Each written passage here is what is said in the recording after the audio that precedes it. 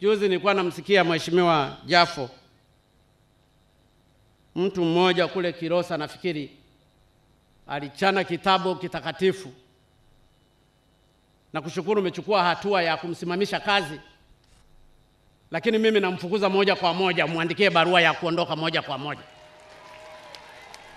Ashinde kesi asishinde, huyo sio mfanyakazi wa serikali.